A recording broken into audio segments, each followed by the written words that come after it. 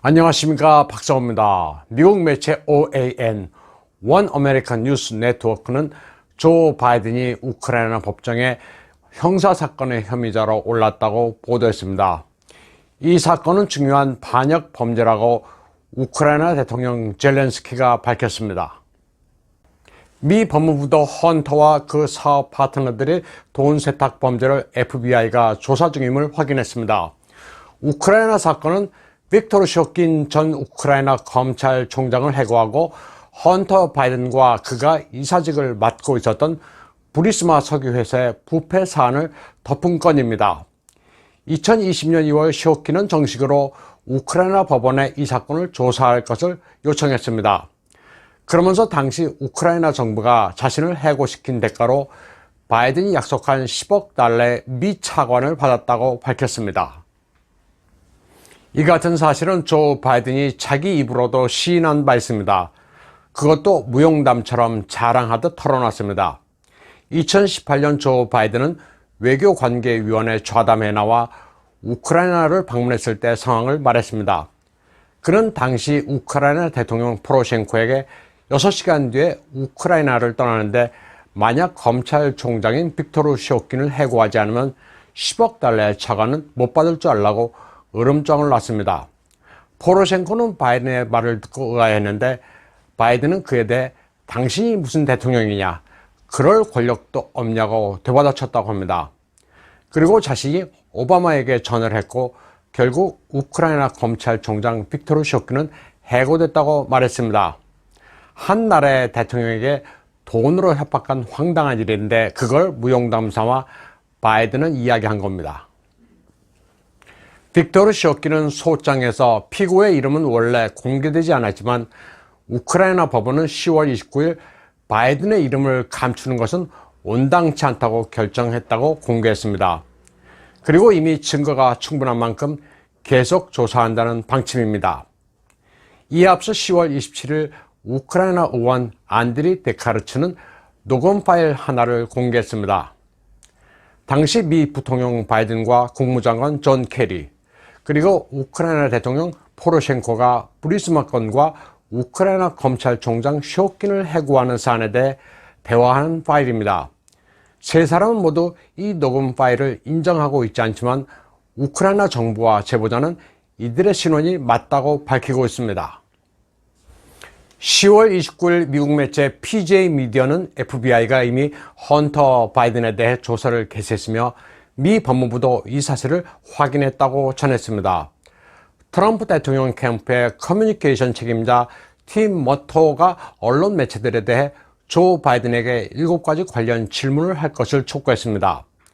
첫 번째는 헌터 바이든과 그 동업자들이 FBI의 조사를 받고 있다는 사실을 알고 있는지, 두 번째는 토니 보블룬스키를 본 적이 있는지, 세 번째는 헌터의 사업 파트너를 본 적이 있는지입니다. 네 번째는 헌터 이메일 가운데 가짜가 있는지, 다섯 번째는 보블린스키가 자신이 폭로하면 모든 이들에게 화가 미칠 것이라고 롭 워커가 왜 이야기했는지입니다. 롭 워커는 바이든 가족이 화신 에너지와 합작한 시너호크의 동업자입니다.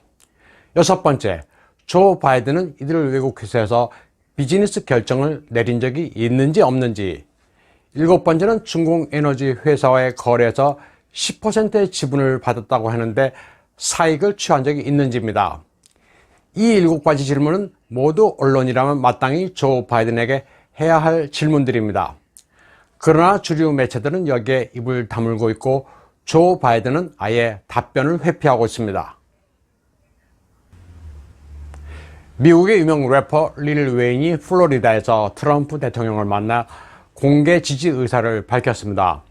릴 웨인은 그래미상 수상자로 전 세계 1억 2천만 장의 디스크를 판매하고 3,400만 명의 팔로워를 거느리고 있는 스타입니다.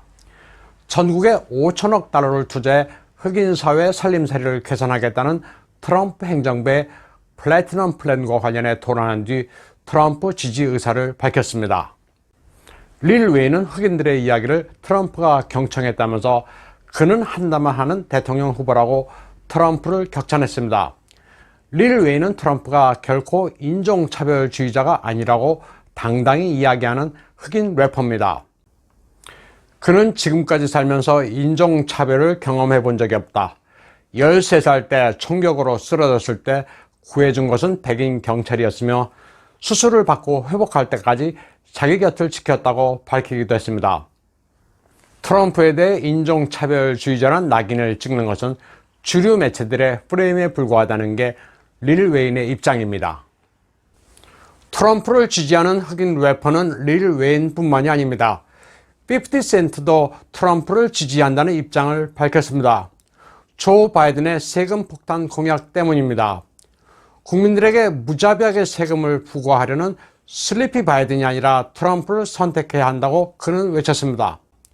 조 바이든이 당선되면 자기도 빈털터리가 다 50센트가 아니라 20센트로 전락하게 생겼다고 말했습니다. 고소득자에게 무자비한 세금을 걷겠다는 게 조 바이든의 공약입니다.